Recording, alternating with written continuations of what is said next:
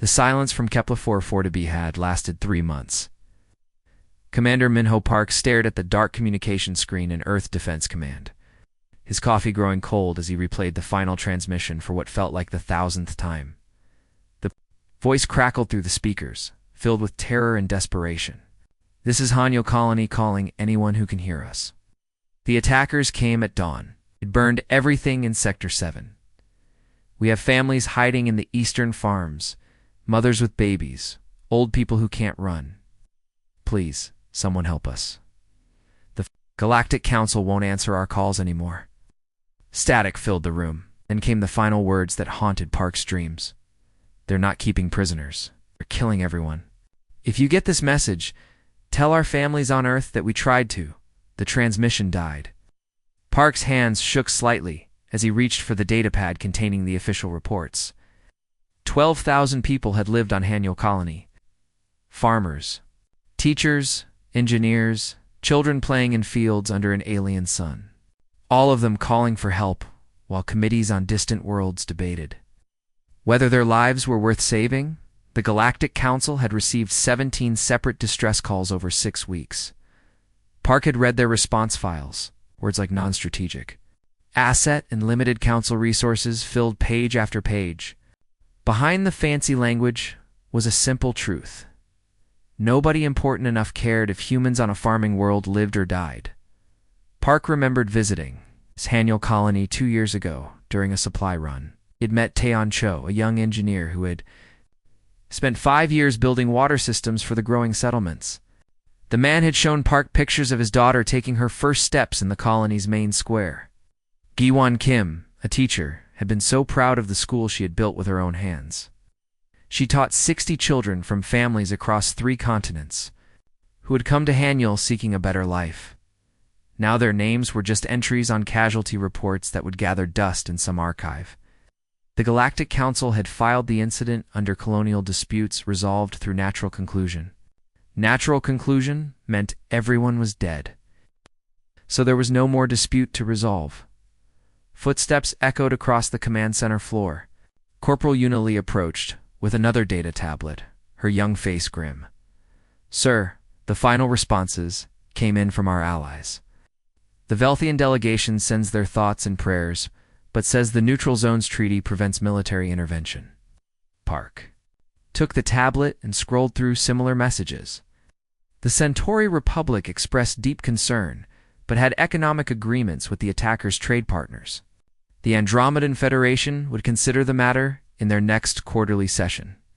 Everyone had excellent reasons why they couldn't help people who were already dead.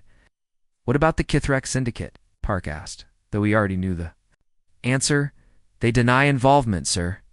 They claim their ships were conducting legal salvage operations in unclaimed space. Since Hanyo Colony was outside official Earth territory, they say they had every right to remove squatters. Legal salvage operations. That was what they called murdering families and taking children as slaves." Park's reflection stared back at him from the dark screen, a tired man in his 50s, who had spent 20 years watching Earth play by rules that nobody else followed. Earth had built the most powerful fleet in human space. Ships that could cross the galaxy in weeks, weapons that could crack planets, Marines trained to fight in any environment.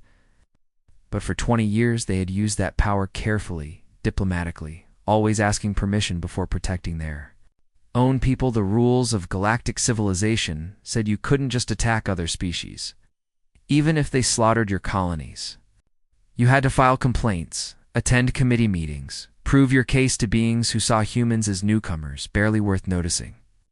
While Earth's diplomats argued about jurisdiction and treaties, human families died waiting for help that never came. Park stood and walked to the window overlooking Earth's orbital defense platforms. Massive structures bristling with weapons, surrounded by warships that had never fired a shot in anger.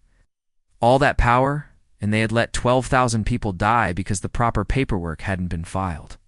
"Corporal Lee," he said quietly, still staring at the ships floating in the darkness, "get me Admiral Ji-ho name on priority channel. Use the emergency codes." "Sir, what should I tell him this is regarding?" Park turned from the window, his face hard as stone. The communication screen still showed the last known position of Hanyo Kalani. A tiny dot of light in an ocean of stars where families had lived and laughed and died while the galaxy looked away. "Tell him it's time we remembered why we built those ships," Park said. "Tell him we're done asking permission to protect our own people." As Lee hurried to make the connection, Park looked one last time at the casualty reports. Taeyeon Cho, age 28, survived by wife and daughter. Guan Kim, age 34, no surviving family. 12,000 names that would never be forgotten, not by Earth, and not by the people responsible for their deaths. The age of diplomatic patience was ending. The age of consequences was about to begin. Admiral Jehonam stood in the war room deep inside Earth Defense Command, staring at the holographic display that showed empty space where Haniel Colon used to be, the blue light from the projector cast. Shadows across his weathered face as he listened to Captain Hoyen. Iso read the final casualty report. "Sir, we have confirmed numbers now. 11,847 civilians are dead. The youngest victim was 3 months old. Oldest was 8 or 4 years old." Seo's voice remained steady, but Nam could see her hands trembling slightly as she held the data pad. The attackers took about 2,000 prisoners before they left. Intelligence suggests these were mostly children and young adults. Nam's jaw tightened. Behind his back, his hands slowly clenched into fists. He had read every file on the Kithrak Syndicate during the long night after Commander Park's emergency call. The aliens were raiders and slavers who considered themselves superior to most other species in the galaxy. To them, humans were just emerging species, barely intelligent animals, who'd gotten lucky with technology. The Kithrak didn't see raiding human colonies as murder. They saw it as harvesting resources from creatures too primitive to deserve protection under galactic law. Human children were valuable in their slave markets. Human adults were useful for dangerous labor until they died from exhaustion. Human elderly were simply eliminated as worthless. "Captain Seo, what was the Galactic Council's response time to the distress calls?" Nam asked, though he suspected he already knew the answer. Seo checked her notes. The first emergency transmission from Haniel Colony was sent on March 15th. The Galactic Council acknowledged receiving it on March 21st, 6 days. Later, they scheduled a formal review committee meeting for April 7th. By that date, the colony had been silent for 10 days. Nam turned away from the holographic display.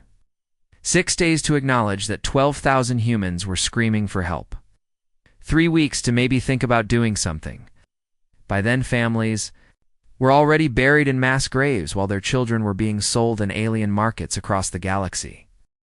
Commander Junho Kong stepped forward from his position at the tactical station. "Admiral, I've been running calculations on our fleet positions. We can have 4 full battle groups at Kepler 44 to be within 8 days if we leave immediately. The Kithrak raiders left clear engine signatures through the Helix sector. We can track them." Nam walked to the large star map covering one wall of the room. Red dots marked known Kithrak bases and stations. Blue dots showed Earth's military positions. For 20 years, Earth had kept its ships close to home, playing defense while diplomats tried to make friends with species who saw humans as useful but expendable. The families on Haniel Colony had died because Earth followed the rules. They had waited for permission that never came, for help from allies who sent sympathy messages instead of rescue ships. While committees met and diplomats talked, children had hidden in basements listening to their parents being murdered. "Sir," Seo said quietly, "there's something else. Intelligence reports suggest the Kithrak have hit 3 more human settlements since Haniel Colony. Small outposts, mining stations, research facilities, places too remote for anyone to notice quickly." Nam's hands pressed flat against the star map. More humans were dying right now while the galaxy debated whether their lives mattered. Enough to complicate trade agreements and territorial treaties. The Kithrak were hunting humans like animals because no one had ever made them pay a real price for it. "Captain Seo, I want complete intelligence files on every Kithrak facility within 50 light-years of human space. Everything military bases. Slave markets, command centers, supply depots. I want to know where they sleep, where they eat, where they keep their families." Nam turned back to Commander Kong.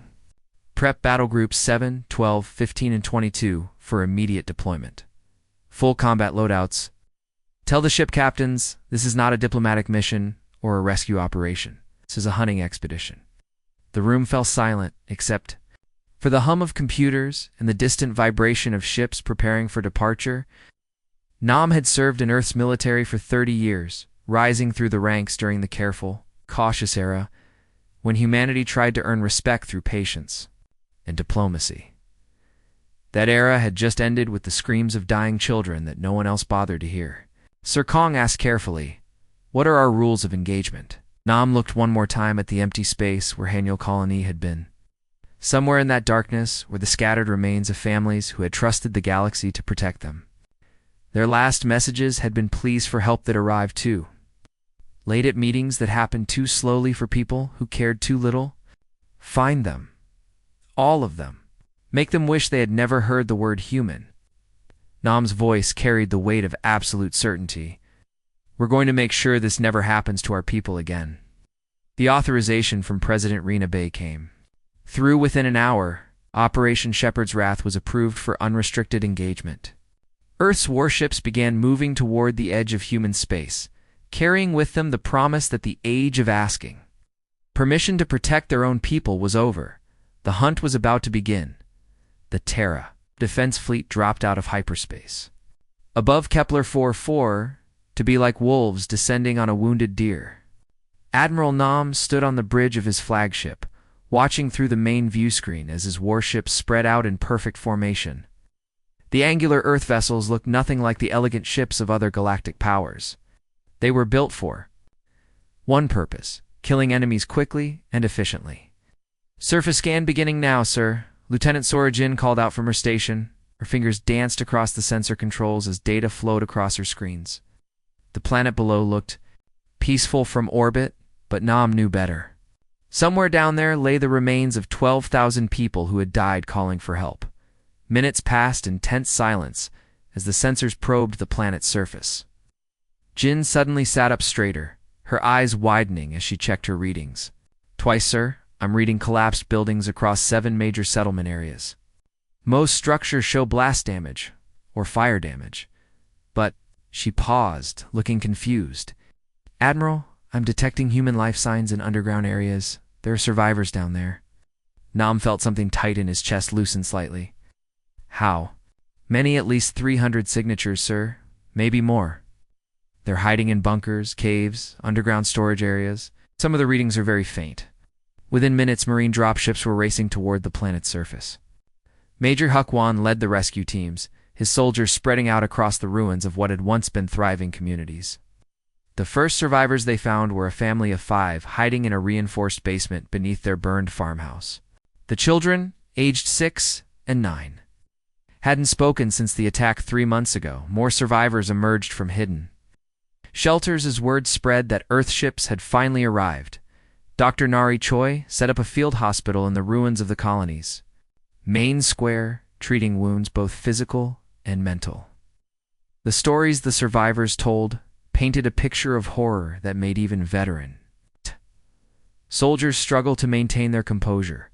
An old farmer named Gun Ho sat on a medical cot, his weathered hand shaking as he spoke. They came at sunrise. Big ships. Ugly ships. The first thing they did was hit the communication center so we couldn't call for help. Then they started burning houses with families still inside. His voice broke. I watched them drag the family out of their home. The mother was screaming for her baby. They shot her right there in the street and took the child. Dr. Choi held his hand while he talked. She had treated combat veterans before, but this was different. These were farmers, teachers, shopkeepers who had never expected to see war come. To their peaceful world, a young mother named Ara approached the medical station, clutching a baby boy to her chest. The infant looked healthy, but Ara's eyes held the haunted look of someone who had seen too much. "Doctor, is it really over? Are they really gone?" "Yes," Dr. Choi said gently. "Earth's fleet is here now. You're safe." Ara nodded, tears streaming down her face. "We hid in the water treatment tunnels for 3 days. The baby wouldn't stop crying, and I was so afraid they would hear us. The sounds from above, ... double quotes. She shuddered. They kept saying we weren't real people, that humans were just animals, pretending to be smart. They laughed when they killed the old people, said it was like putting down sick pets. Across the ruins, intelligence teams worked methodically through the wreckage. They found evidence that chilled Nam to the bone. This hadn't been a random raid by desperate pirates. The attack had been planned, coordinated, professional. The Kithrak had studied the colony for weeks, learning the schedules, identifying the most valuable prisoners, planning exit routes. They had treated human beings like livestock, sorting them by age and health before deciding who lived and who died. Children and young adults were loaded onto transport ships for the slave markets. Adults too old or weak to work were executed on the spot. The Kithrak had even kept records, documenting their harvests like farmers recording crop yields. Commander Kong found Nam standing in the ruins of the colony school. Tiny desks lay scattered among the rubble, and children's drawings still hung on the walls where they hadn't been burned. One picture showed a happy family standing in front of a small house under a yellow sun. Admiral Kang said quietly, "Intelligence has traced the Kithrak jump signatures. The main fleet moved through the Velter system after leaving here. Our long-range sensors show they've hit 3 more settlements since Haniel Colony." It's Naam picked up one of the children's drawings, a crayon picture of spaceships flying among the stars. Somewhere out there, the people who had drawn this were either dead or suffering in alien slave pens. And somewhere out there, the creatures responsible were planning their next harvest of human lives. How many more colonies are in their projected path? Noam asked. At least 6 settlements within range, sir. Maybe more if they change course. Nam looked one last time at the drawing in his hands, then carefully folded it and placed it in his uniform pocket. The galaxy had taught him an important lesson at Haniel Colony. Mercy was a luxury that got innocent people killed. "Signal all ships," he ordered, walking toward the landing shuttle that would take him back to his flagship. "We're going hunting." The Kithrak fortress world of Veltar hung in space like a poisonous jewel, its surface covered with massive slave compounds and military installations. For over 200 years, no enemy fleet had dared approach the heavily defended world. Defense platforms bristled with weapons, and patrol ships constantly swept the outer system for threats. It was here that the Kithrak Syndicate brought their captured prizes, beings from across the galaxy, would spend their remaining lives in chains. "Admiral," Nam's fleet materialized at the edge of the system like death itself coming to collect a debt. The Terra defense ships emerged from hyperspace in perfect formation, their dark hulls reflecting the light of Veltar's dying red sun. These weren't the graceful vessels favored by other galactic powers. Earth's warships looked like what they were, instruments of war designed to kill efficiently and without mercy. On the bridge of his flagship, Nam watched the tactical displays update as his ships moved deeper into the system. Intelligence reports showed over 50,000 slaves on the planet's surface, including hundreds of humans taken from colonies throughout the Outer Rim. Some had been there for years, broken and forgotten by a galaxy that valued trade agreements more than freedom. "Sir, incoming transmission from the planet," Communications Officer Bora Yu announced. "The Kithrak commander is demanding we identify ourselves." Nam straightened in his command chair. "Open the channel." The main screen flickered to life, showing the scaled face of a Kithrak military commander. The alien's reptilian features were twisted with arrogance and anger. His yellow eyes glowed with the confidence of someone who had never faced real opposition. Behind him, Nam could see other Kithrak officers gesturing frantically at their control panels. "Human vessels," the commander snarled. "You have entered sovereign Kithrak space without permission. You will withdraw immediately or face the full might of our defense fleet. We have destroyed human ships before, and we will do so again." Stood slowly, his weathered face calm as stone. When he spoke, his voice carried the weight of absolute certainty. "I am Admiral Jiho, Nam of the Terra Defense Fleet. You and your forces are responsible for the murder of 11,847 human civilians on Kepler 44 to be. You will surrender immediately and submit to trial under Earth." Law, or you, will be destroyed where you stand. The Kithrak commander's laughter echoed through the bridge speakers. You stupid mammals think you can threaten us? We have been raiding your pathetic colonies for decades. Your Galactic Council friends do nothing but send angry letters. You're all cowards. Hunam closed the channel with a gesture. All ships, weapons free. Begin the attack. What followed could barely be called a battle. The Terra Defense Fleet moved through the Kithrak defenses like a scythe through wheat. Earth's weapons had been designed by engineers who understood that. War was about killing enemies, not impressing them with flashy displays. Particle beams cut through Kithrak shields as if they were paper. Missiles struck with surgical precision, disabling weapons and engines while leaving crew compartments intact. The defense platforms died first, their massive structures breaking apart under concentrated fire from Nam's heavy cruisers. The patrol fleet tried to mount a counterattack, but their weapons were designed for terrorizing helpless colonists, not fighting a real military force. Within 20 minutes, half the Kithrak ships were drifting hulks, and the rest were broadcasting surrender signals. Admiral reported Lieutenant Jin from the sensor station. The remaining Kithrak vessels are attempting to surrender. What are your orders? Accept their surrender, Nam replied. Transfer all crew members to our prison ships immediately. They'll face war crimes tribunals when we return to Earth. As the space battle ended, Major One's Marines were already launching toward the planet's surface. Their mission was simple: free every slave in the compounds and arrest every Kithrak involved in the slave trade. The Marines had trained for this type of operation, but nothing had prepared them for what they found. The slave compounds stretched for miles across Veltar's surface. Beings from dozens of species lived in cramped barracks, working in mines and factories until they died from exhaustion. The human section held over 800 prisoners, including many familiar faces from the Hanyol colony records. One found a group of children huddled in one of the barracks, their eyes hollow with trauma. The youngest couldn't have been more than 5 years old. An older girl, maybe 12, stepped protectively in front of the smaller children when the armored Marines entered. It's okay, Juan said gently, removing his helmet so they could see his human face. We're from Earth. We've come to take you home. The girls stared at him for a long moment, then began to cry. They said no one would come for us. They said Earth didn't care about people like us. They were wrong, one replied, kneeling down to her level. Earth never forgot about you. Back on the flagship, Nam stood over the wounded Kithrak fleet commander, who had been brought aboard under heavy guard. The alien-scaled hide was blackened with burns, but his yellow eyes still burned with defiance. You cannot do this, the commander gasped through his translator device.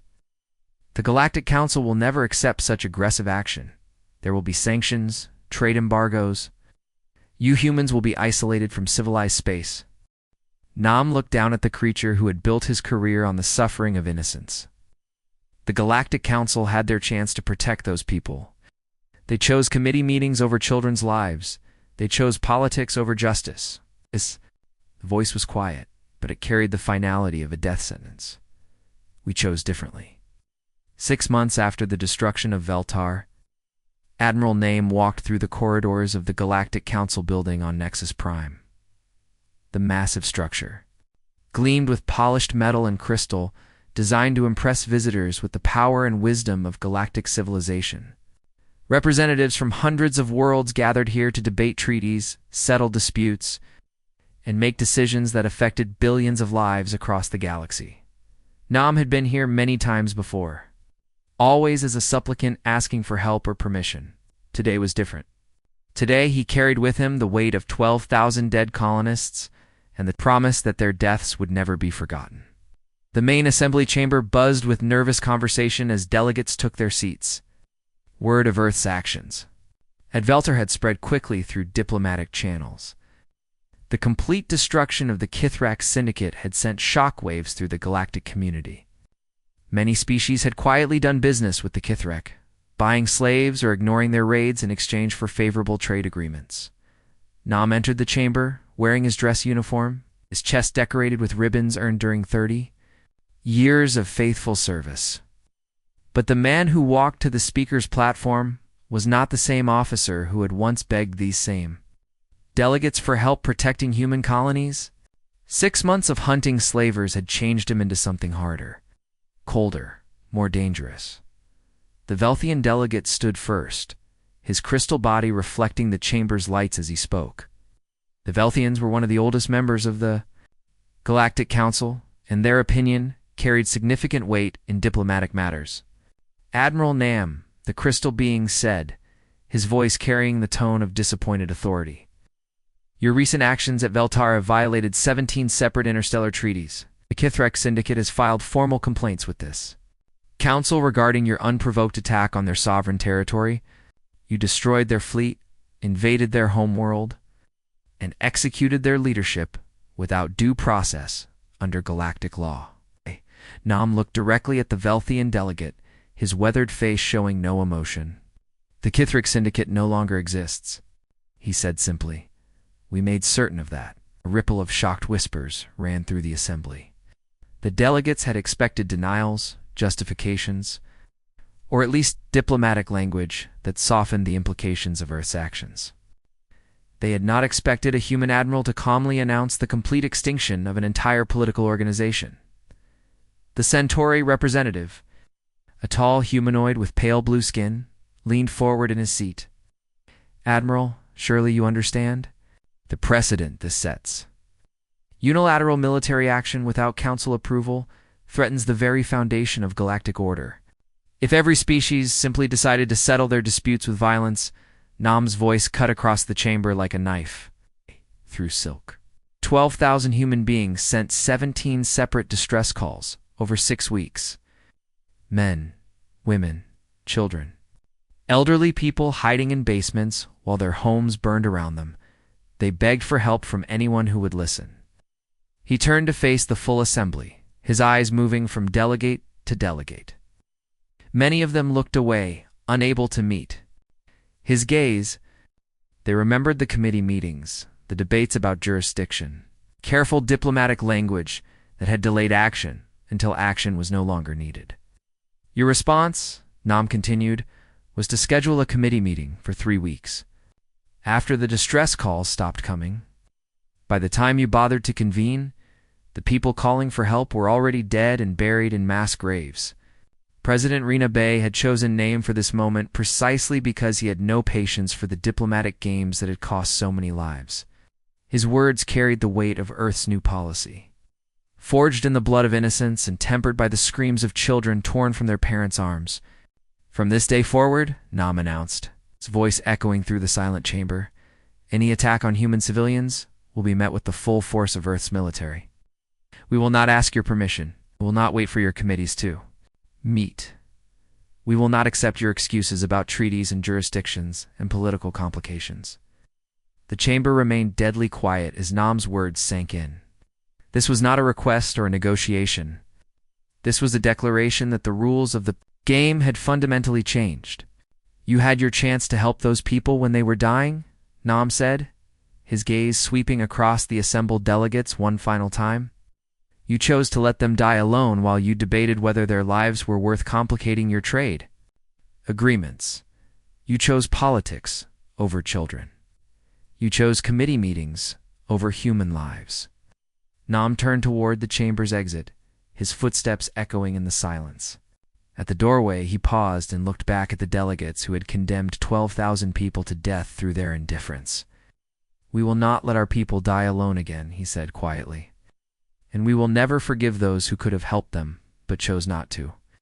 As Nam walked away, he left behind the age of humanity begging for scraps of galactic mercy. Earth would protect its own now, with warships and weapons, and the kind of justice that came from the barrel of a gun. The galaxy had taught humanity an important lesson about the price of weakness. Now, it was time for the galaxy to learn what humanity had become in response. The message was clear to every delegate in that chamber.